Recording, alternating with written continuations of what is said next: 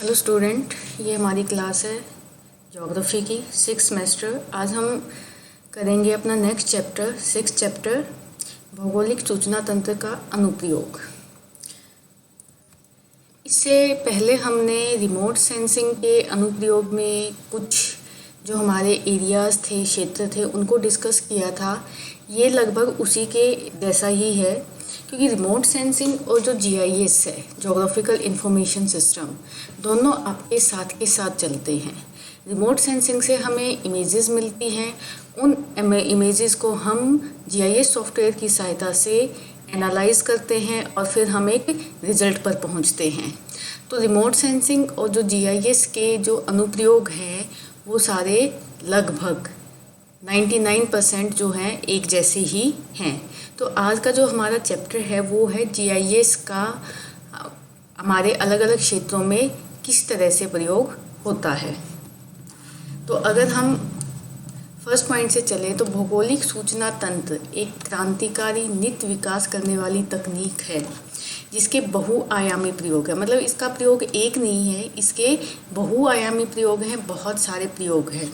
तो इस तकनीक से जो हमारा वर्तमान का विकास है उसको हम बदलने की अपार संभावना रखते हैं, बहुत ज़्यादा संभावना रखते हैं।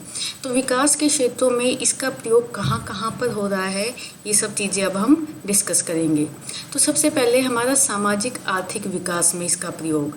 तो सामाजिक आर्थिक विकास में नीतियों को लागू करने और प्रभावशाली बनाने में इसका प्रयोग आजकल बहुत ज़्यादा हो रहा है। कृषि के क्षेत्र में मौसम की जानकारी के मिलती है, हमें मिट्टी की जो गुणवत्ता है उसकी जानकारी मिल जाती है। इससे हम उत्पादन का अनुमान लगा लेते हैं। मंडी के भावों की जानकारी भी हम किसानों तक आसानी से पहुंचा सकते हैं। तो कृषि के क्षेत्र में भी इसका व्यापक उपयोग हो रहा है। उद्योग के क्षेत्र में हम इसका कहाँ प्रयोग कर रहे हैं, जैसे उद्योग के लिए हमें एक सही जगह को निर्धारित करना होता है ताकि जो हमारा उत्पादन है वो ज़्यादा से ज़्यादा हो सके। तो सही जगह के निर्धारण में कच्चा माल हमें कहाँ मिलेगा इसकी जानकारी हमें मिल जाती है। जो उत्पाद हमारा हुआ है, जो प्रोडक्ट हमने क्रिएट किया है, उसको उत्पादन क्षेत्र तक पहुंचाने का मार्ग दिखाने में, मतलब जो हमारा रास्ता है कि भाई हम रोड के द्वारा या रेलवे ट्रैक के द्वारा या समुद्र के द्वारा जो भी हमारा उद्योग में माल उत्पन्न हुआ है उसको हम मांग के क्षेत्र तक कैसे पहुंचाएंगे।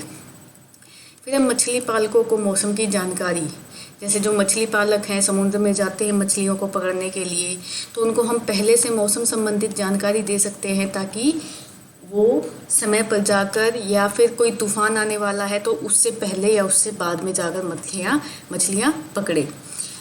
खनिज संसाधनों के वितरण में, उत्पादन में भी भौगोलिक सूचना तंत्र का काफ़ी प्रयोग हो रहा है। अब चलते हैं, वही चीज़ हमारी कंटिन्यू हो रही है। मौसम विभाग द्वारा अनेक आंकड़े हम प्रयोग करते हैं। जैसे मौसम में कोई भी परिवर्तन हो रहा है या किसी घटना के बारे में हमें जानकारी चाहिए, जैसे पृथ्वी के किसी कोने में चलने वाली खतरनाक हवा या चक्रवात के बारे में हमें पहले से ही जानकारी मिल जाती है, और जहाँ जहाँ पर वो चक्रवात आएगा उसके आगामी हिस्सों को हम लोग सतर्क कर देते हैं।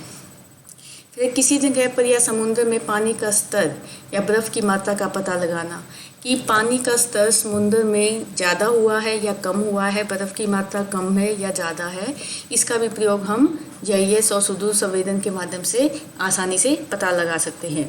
किसी शहर आपातकालीन स्थिति का सर्वे या जानकारी हम आसानी से GIS के माध्यम से लगा सकते हैं। किसी युद्ध क्षेत्र में दुश्मनों की स्थिति और उनकी गतिविधियों का पता लगाया जा सकता है। किसी प्राकृतिक घटना का पता लगाने या कोई घटना में कितने प्रकार की क्षति हुई है, कितना नुकसान हुआ है, इस चीज़ का पता भी हम GIS के माध्यम से लगा सकते हैं। फिर है वर्षा का दल जो होता है वो सामयिक होता है, मतलब समय के अनुसार बारिश होती है, नेचुरल फिनोमिना है, इसको हम कंट्रोल नहीं कर सकते। किसी स्थान पर कम होती है तो किसी स्थान पर ज़्यादा होती है। जो स्थानिक वितरण है वो असमान होता है, बाढ़ भी आ सकती है, सूखा भी रह सकता है। तो इन समस्याओं का जो कारण है वो हम जीआईएस के माध्यम से पता लगा सकते हैं। और जब हमें समस्याओं का कारण पता लग जाता है, ठीक है, तो हम उन समस्याओं का समाधान निकाल पाते हैं। तो जल की जो निरंतर वृद्धि होती है या उसके वजह से हम जल संसाधनों का उचित उपयोग और प्रबंधन जीआईएस के माध्यम से कर पाते हैं।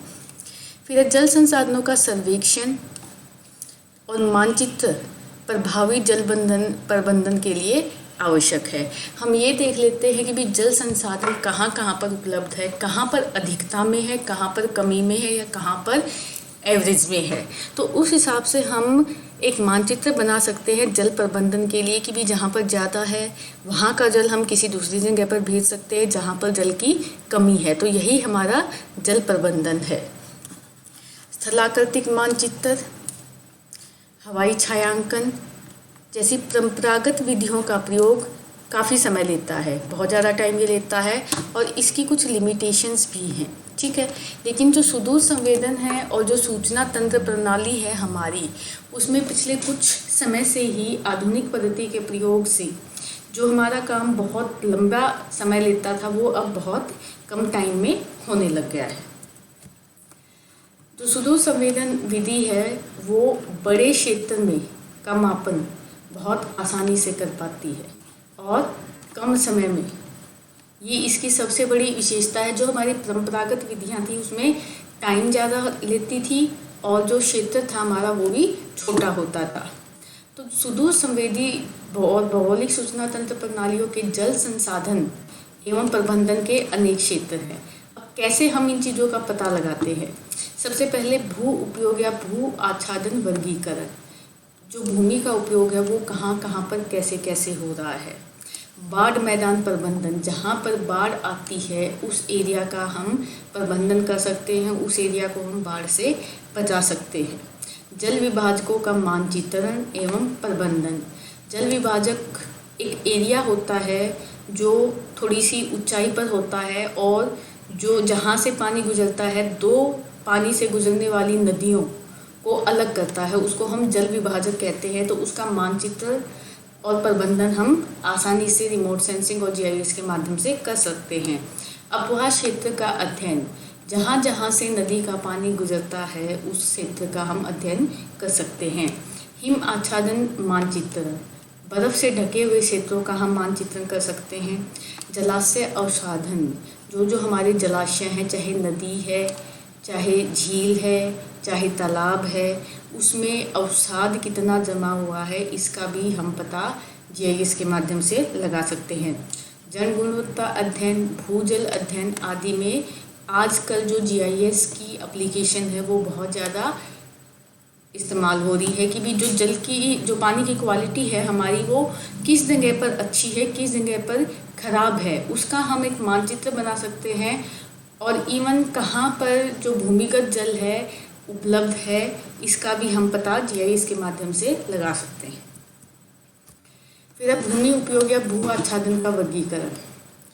संवेदन तकनीक द्वारा पृथ्वी की सतह पर उपलब्ध मृदा, वनस्पति, जल, शहरीकरण इत्यादि का आवरण जो मानवीय गतिविधियों एवं प्राकृतिक तत्वों पर निर्भर करता है, तो इसको हम वर्गीकृत करके मृदा, वनस्पति, जल और शहरीकरण में वर्गीकृत करके हम भूमि उपयोग का पता लगा सकते हैं। भू आच्छादन का बहुस्पेक्ट्रमी वर्गीकरण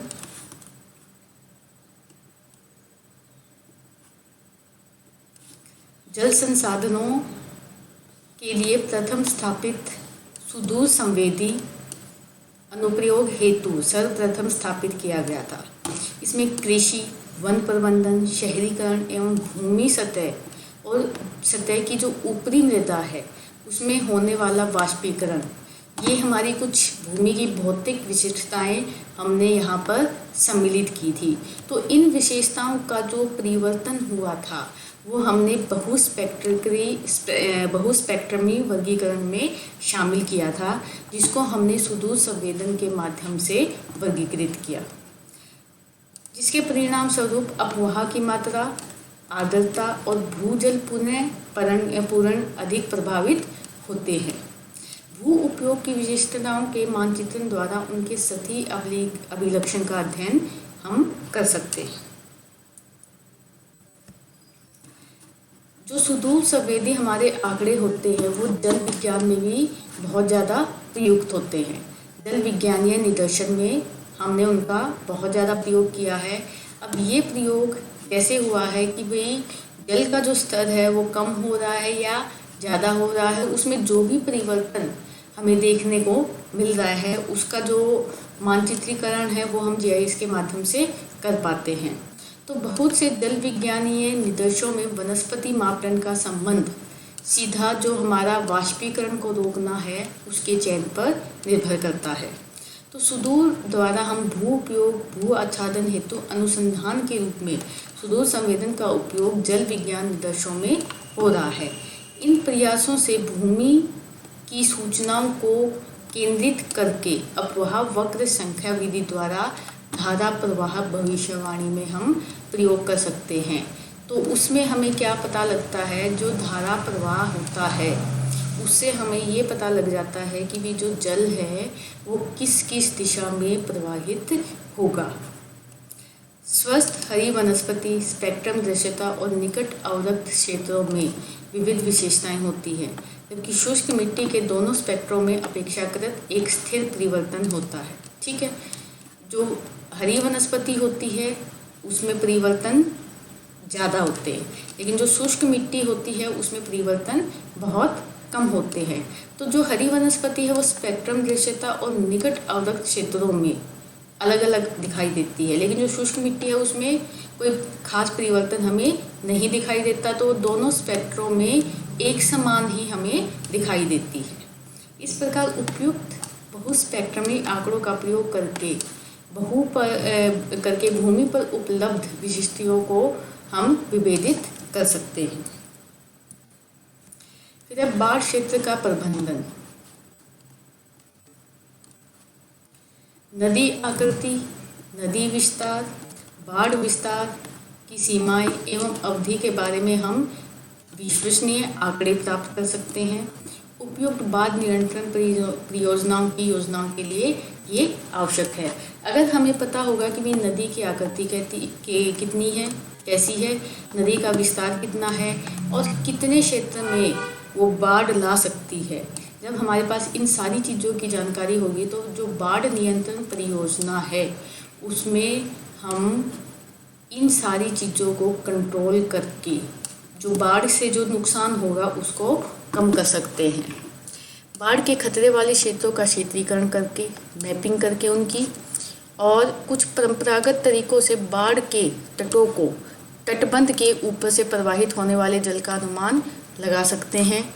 और इससे क्या होगा, हम एक भू आकृतिक मानचित्र और नदी ज्यामितीय मानचित्र जिन्हें हम भू सर्वेक्षण द्वारा प्राप्त करते हैं उस पर हम बाढ़ अपवाह को नदी में से प्रवाहित करते हैं। तो उन क्षेत्रों की जो जानकारी है, इन क्षेत्रों की जो जानकारी है उसका हम अनुमान लगाकर बाढ़ क्षेत्र में कम से कम नुकसान जो है हमारा उसको हम नियंत्रित कर सकते हैं। उपग्रह से प्राप्त सुदूर संवेदन आंकड़ों की उपलब्धता ने बाढ़ की गति का अध्ययन काफ़ी सरल कर दिया है। इससे सुदूर संवेदन तकनीक द्वारा उपग्रह से प्राप्त आंकड़ों की सहायता से समस्त उपलब्ध घटनाओं के बारे में विश्वसनीय सूचना हम प्राप्त कर लेते हैं। सुदूर संवेदन तकनीक विभिन्न परिमाणों की बाढ़ों के बाढ़ आप्लवन क्षेत्र के बारे में सूचना प्रदान कर सकती है, ताकि बाढ़ परिमाण का बाढ़ प्रभावित क्षेत्र के साथ संबंध स्थापित कर सके। और ये काम उच्च क्षमता वाले उपग्रह आंकड़े आसानी से कर सकते हैं। इसमें बाढ़ग्रस्त क्षेत्र और बाढ़ नियंत्रण कार्यों के बारे में हमें उपयोगी सूचना यहाँ पर आसानी से प्राप्त हो सकती है। किसी विशेष पुनरावृत्ति काल के लिए बाढ़ विस्तार का आकलन किया जा सकता है। निकटवर्ती कंटूरों से नियमित ऊंचाई के लिए बाढ़ आप्लवन क्षेत्रों की सूचना प्राप्त की जा सकती है, जो बाढ़ग्रस्त क्षेत्र के लिए मानचित्र बनाने हेतु महत्वपूर्ण निवेश है। तो कोई भी एरिया है जो हमारा बाढ़ग्रस्त क्षेत्र है उसके बारे में हम जो वहाँ के कंटूर हैं, कंटूर ऊंचाई को हमारी दर्शाते हैं। तो इसमें कोई भी एक एरिया जिस पर हर साल बाढ़ आती है, वहाँ के कंटूरों की हाइट हम लेकर बाढ़ग्रस्त क्षेत्र का मानचित्र हम बना सकते हैं। जीआईएस बाढ़ से प्रभावित क्षेत्र का निर्धारण करने व बाढ़ के कारण जल स्तर में वृद्धि होने के कारण बाढ़ग्रस्त क्षेत्रों की भविष्यवाणी करने के लिए विस्तृत सीमा वाला सॉफ्टवेयर हमें प्रदान करता है। जीआईएस आकारिकीय आंकड़ा बेस एकत्रित स्थानिक आंकड़ों जैसे आकारिकीय ऊंचाई नमूना भविष्य में होने वाली बाढ़ की घटनाओं का पूर्वानुमान लगाने में सहायक सिद्ध होती है। जीआईएस डाटाबेस में कृषि, सामाजिक, अर्थव्यवस्था, सूचना तंत्र, जनसंख्या एवं मूलभूत संरचना के आंकड़े भी एकत्रित किए जा सकते हैं। इन आंकड़ों की सहायता से बाढ़ग्रस्त क्षेत्रों हेतु नीति निर्धारण और पुनरुद्धार योजना एवं क्षति मूल्यांकन में हमारी सहायता प्राप्त होती है। तो ओवरऑल कंक्लूजन यही है कि भाई जीआईएस के माध्यम से हम लोग नदी की दिशा क्या है या फिर जो वाटर डिवाइड है हमारा, उसकी जानकारी हम ले सकते हैं। नदी का विस्तार कितना है, उसकी ऊंचाई कितनी है, बाढ़ का क्षेत्र कितने एरिया में वो बाढ़ का ला सकती है, इन सारी चीज़ों की जानकारी हमें जीआईएस के माध्यम से मिल जाती है। और जब ये जानकारी हमारे पास है तो नीति निर्धारण करने में हमें आसानी मिलती है। बाढ़ को हम रोक तो सकते नहीं क्योंकि ये एक नेचुरल चीज़ है, नेचुरल डिजास्टर है, इस पे हमारा हाथ नहीं होता, लेकिन जो नुकसान होता है उसको हम ज़रूर कम कर सकते हैं। जल विभाजकों का मानचित्र। जल भू संसाधनों में एवं उनकी उत्पादकता के संरक्षण के लिए जल विभाजकों की उचित योजना आवश्यक है। इस उद्देश्य के लिए जल विभाजकों का अभिलक्षण एवं विश्लेषण मूलभूत आवश्यकता है। जल विभाजक अभिलक्षणों में भूवैज्ञानिक जल, जल भूवैज्ञानिक, भू आकारिकीय, जल वैज्ञानिकीय, मृदा, भू आवरण, भू उपयोग आदि प्रचालों का मापन शामिल है। तो इन चीज़ों का हम मापन करते हैं भूविज्ञानीय, फिर जल भूवैज्ञानिक, भू आकारिकीय, जल वैज्ञानिक, मृदा, भू आवरण, भूमि उपयोग। प्रबंधन की आवश्यकताओं के आकलन हेतु एरियल एवं अंतरिक्ष में लगे सुदूर संवेदनों का प्रयोग हम जल विभाजक क्षेत्र के अभिलक्षण हेतु किया जा सकता है। सुदूर संवेदी आंकड़ों की सहायता से विभिन्न फिजियोग्राफिक प्रचालों जैसे कि आकार, संरचना, उस एरिया की भौगोलिक स्थिति क्या है, जल निकास का ढांचा कैसा है आदि की जानकारी हमें मिल जाती है।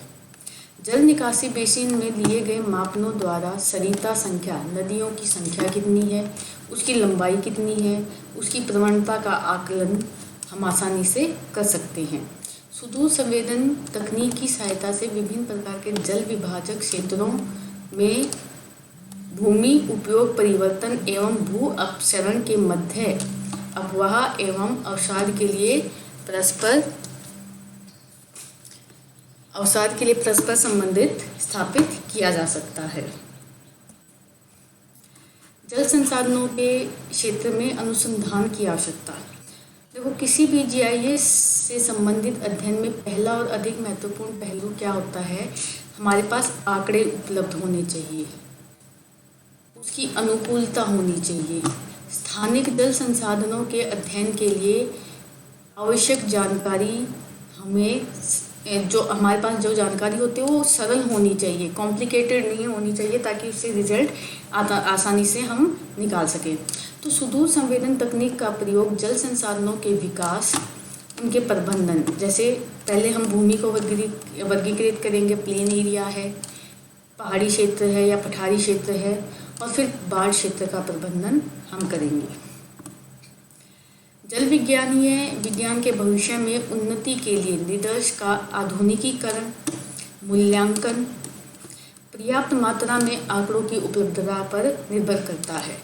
तो कंक्लूजन हमारा यहाँ पर क्या है, अगर हमारे पास आंकड़े उपलब्ध है तो हम उन आंकड़ों को प्लानिंग में, नियोजन में हम आसानी से प्रयोग करके जो भी हमारा नुकसान होता है या फिर पानी अगर हमने बचाना है उसके लिए हमें एफर्ट करने हैं, तो उन सारी चीज़ों का हम आसानी से यहाँ पर पता लगा सकते हैं। तो अंकीकृत मानचित्र हेतु विशिष्ट आंकड़ों के अनुरूप विभिन्न साधनों से आंकड़े संग्रह करने केंद्र करने में एकत्रित करने होंगे। जल संसाधन निदर्शन के अंतर्गत भौगोलिक सूचना तंत्र का सम्मिश्रण करना एक कठिन प्रक्रिया है। फिर भी जल संसाधन के शोध में सुविधा के लिए भौगोलिक सूचना तंत्र के कुछ निदर्श शोधकर्ताओं द्वारा उपलब्ध कराए गए हैं। भविष्य के शोध कार्यों के तुलनात्मक अध्ययन के लिए आजकल बाजार में बहुत तेजी से जीआईएस का उपयोग हो रहा है। कृषि के क्षेत्र में हम जीआईएस का कैसे प्रयोग कर सकते हैं? फसलों के उत्पादन का अनुमान एवं उनकी स्थिति की जानकारी हम ले सकते हैं। फसलों का पूर्वानुमान, उनकी स्थिति हम पहले से ही पता लगा सकते हैं। बीमारियों की जानकारी हम ले सकते हैं। सिंचाई की आवश्यकता की जानकारी हम सुदूर संवेदन तकनीक की सहायता से प्राप्त कर सकते हैं। वर्तमान में पराली जलाने से हरियाणा, पंजाब और उत्तर प्रदेश में ड्रोन और वायु फोटो का प्रयोग किया जा रहा है। इन दोनों माध्यम से हमें आसानी से पता लग पा रहा है कि भी हरियाणा, पंजाब, उत्तर प्रदेश के किन किन क्षेत्रों में पराली जलाने के क्षेत्र हैं। अब इस दिशा में जो है हमारे यहाँ पर हरियाणा में हर्षक इंस्टीट्यूट है हिसार में, जो एग्रीकल्चर हमारी यूनिवर्सिटी है, वो लगातार इस दिशा में काम कर रही है। तो ये आप एक मैप देखोगे तो इस मैप में यहाँ पर सैटेलाइट डाटा यूज़ करके जो ग्रीन स्पेसेस है हमारे, उनको यहाँ पर हमने हाईलाइट किया है। ये मैप हमने बनाया यहाँ पर, इसमें हमने यहाँ पर इंडेक्स बना दिया। इसमें बिल्टअप एरिया है हमारा, ग्रीन स्पेसेस है, ओपन स्पेसेस हैं और वाटर बॉडीज़ है। तो जहाँ जहाँ पर ये ग्रीन स्पेस है, ये हमें ये दिखा रहा है कि भी यहाँ ये एरिया ग्रीनरी से कवर है। तो यहाँ पर हमने हाई रेजोल्यूशन सैटेलाइट लिस्ट 4 का डाटा प्रयोग किया, उसको हमने परसेंटेज में कन्वर्ट किया और फिर उसकी मैपिंग कर दी। इसको आप देखोगे तो ये हमारा सॉइल मॉइस्चर को पता लगाने के लिए कोशिश की गई है। सॉइल मॉइस्चर अगर हमारा अच्छा है, कम है या एवरेज है, उसके हिसाब से हम इरिगेशन जो है, सिंचाई है, उसको नियमित करते हैं। अगर सॉइल मिट्टी में आर्द्रता ज़्यादा है तो उसको सिंचाई की आवश्यकता नहीं है। अगर आर्द्रता कम है तो उसमें हमें पानी डालना पड़ेगा। अब ये है जो हमने वाटर शेड किया था उसका, ये आप मैप देखोगे, इसमें पूरा नदियों का जाल है। और ये जो मैप है हमारा, इसमें उन नदियों का कैचमेंट एरिया है। एक नदी का कैचमेंट एरिया सारा ये वाला है, फिर दूसरी नदी है उसका मेजर कैचमेंट एरिया ये है। अब ये देखो यहाँ पर मार्क किया हुआ है 2A, 2B, 2C, 2D। तो यहाँ पर जो नदियाँ हैं उसको 4 कैटेगरी में डिवाइड कर दिया। मेजर यहाँ पे तो आपको दिखेगा पूरा जाल, लेकिन यहाँ पे हमने सिर्फ मेजर जो हमारी नदियाँ हैं उनको लिया हुआ है। ये सैटेलाइट इमेज में आप देखोगे हरियाणा का मैप है। यहाँ पर हमने कुछ पॉइंट्स लिए, 251 पॉइंट हमने यहाँ पर डिटेक्ट किए, जिसमें से 206 जगह पर पैडी है और 45 जगहों पर कॉटन है। ठीक है, तो ये जो यहाँ पे ये जो आपको दिख रहे हैं ये हमारे पॉइंट्स हैं जहाँ पर पैडी हो रखी है। ये जो येलो है ये हमारे कॉटन के पॉइंट्स हैं।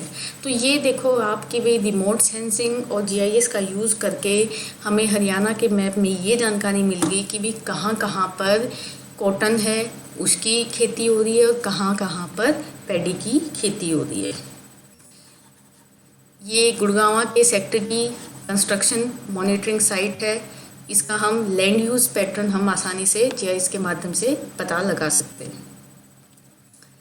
फिर ये है हमारा सॉइल हेल्थ पता लगाने के लिए। तो यहाँ पर हमने फिर से वही एक इंडेक्स बनाया हुआ है, इसकी मैपिंग हमने इस मैप में कर दी है। इससे हमें ये पता लग रहा है कि भी सॉइल जो है वो हमारी कैसी है। इस सॉइल में पोटेशियम जो स्टेटस है वो कहाँ पर कितना है। ये हमारा कार्टोसैट का डाटा है जिसमें हमने सैंड माइन एरिया को डिटेक्ट किया हुआ है।